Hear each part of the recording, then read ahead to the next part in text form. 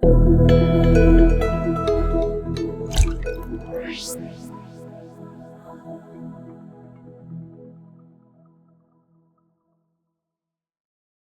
for me, being a hairstylist as well as a trichologist, it's like the best of both worlds. You have, in a sense, just like having a nurse and a doctor.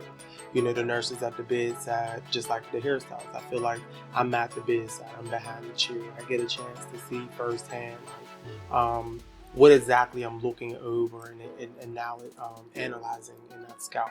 But then with trichology, just like the doctor, now I'm here to treat and heal, and help you to discover what is the root cause of your issue. Um, so to me, that's how I would equate being a hairstylist as well as a trichologist at the same time.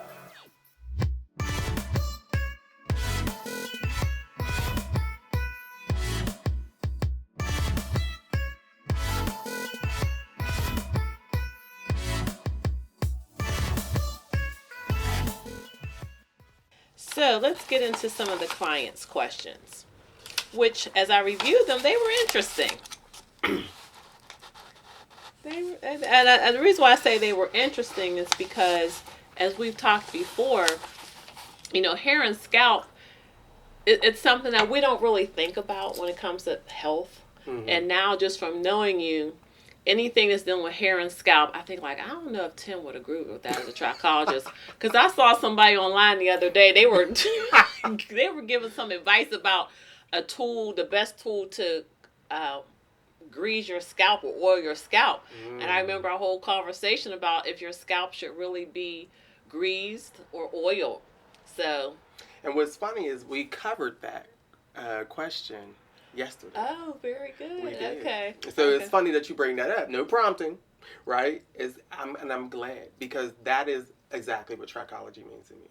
It's the information I can impart with you, and you keep it. It resonates. Yes, I was like, I don't know if they should be doing that. And they shouldn't. They shouldn't. But these are like generational cycles. Right, and it's just things people don't know. Right. And like you said, generationally, that's what you were taught, to grease your scalp. Right. And I mean, so to real quick before you get into this next question, that comes from slavery. So we slept outside in barns and huts and fields, right? So what lives outside? Little creepy crawly things, right? So grease or oil or lard or petroleum based things, it created a protection between our skin and this bug, right? Or mites, that may bite, and feed off of us. So it created a barrier of protection. So that's where that came from. Putting it on our skin, putting it in our scalp, right? And then pressing the hair. Right. It also allowed for that to be melted and then stretched through the hair. That's later on, but at first, it was a first line of defense, between us and the elements outside.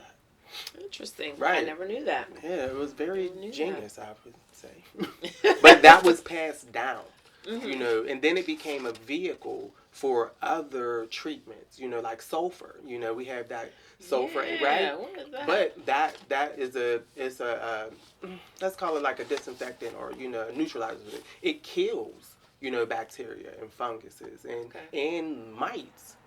It'll kill them. So you put that on.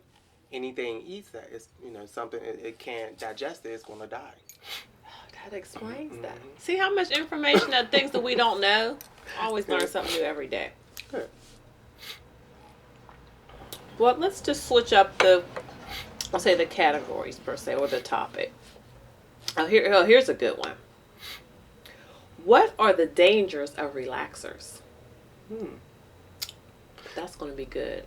Well, we definitely covered this too a little bit yesterday. In a sense of preference, right? So, or let me just interact. When it comes to the world of trichology and someone dealing with maybe an unhealthy scalp or unhealthy hair, and if they are interested, getting a relaxer, or that's something that they've been used to, but they're realizing that their scalp isn't healthy or their hair is breaking, how does How does that? Where are the dangers? So that digs in a little deeper into that question, right? So, what I would say, right, if you're a person that has any type of scalp disorder or condition, relaxers are not for you. You know, this is a chemical, right? And it acts as an acid. And really, that's what it is. It's a tempered acid. So, its job is to break down and eat.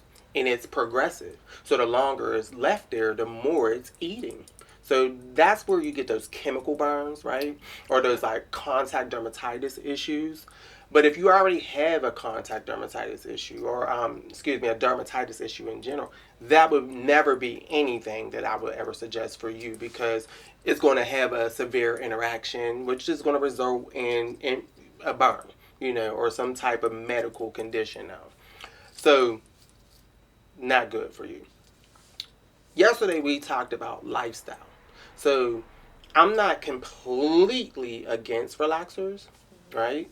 In terms of image and style. And if this, you know, relates or correlates with a lifestyle that you have, or with a style or an image that you want to maintain, you may need to do a relaxer, right? But if you're a person who can't handle relaxers, then you may need to change your look, and that may not be a look for you. But as it relates to trichology, there's another form of alopecia that is mainly only suffered by African Americans, right? Because of the hairstyles that we choose to wear. One of them, one of the culprits to these styles, is relaxers. So, because, like I said, it's like an acid, it's progressive, it continues to eat. When it is irritating the skin and the scalp, it's creating inflammation. So it's creating inflammation in that follicle system, which begins the death of that skin and in that tissue, right? It doesn't happen overnight. It's progressive. It's slow, but it becomes like a burnout situation. So as that tissue dies out more and more, that follicle system constricts, tightens, and then it scars. So this alopecia is called CCCA, right? It's mainly suffered by African Americans. And I'm saying African Americans is because, you know, some men get relaxers as well, not just women.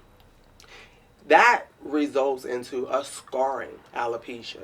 So some women you may see, and I have seen, will come in and they'll have patches, you know, and it usually starts in the center crown of the scalp, and it expands out, and it can expand out into the temporal area. Once that scarring occurs, that's it. The hair will never return back to that follicle system. So that is a danger that I think, as it relates to trichology, that relaxers pose. That's good, Tim. Now, on a chemical level, you know, I know there's a study that was done in terms of cancer and relaxers causing cancer. You know, I'm a little bit on the fence of that. Like, I read the study.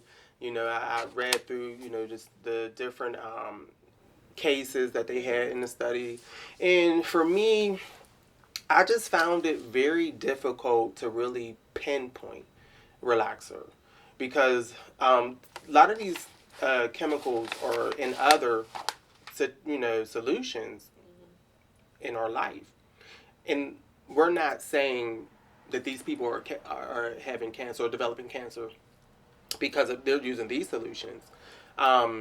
But for the relaxer, there are so many women who've had relaxers who don't have cancer and who have never developed cancer. So it was an 11-year study, you know, and it had a lot of, you know, individuals involved in the study. But how do we know there weren't any underlying conditions already? You know, was there any family history of cancer in there? You know, were there other things that they may have done, you know, that could have led to them, you know, developing cancer? So I don't know. That one for me was a little bit iffy, and I know there's been like a campaign against the creamy crack, so to speak, for like almost 2 decades, for real. But I don't know. You know, as a hairstylist and a trichologist, I can't say that I had like detrimental situations with the relaxer. Yeah, do I feel like the hair is its most beautiful in its natural state? I do. I really do. But there are some situations where it calls for a relaxer and you must get it. Okay. That's a good perspective.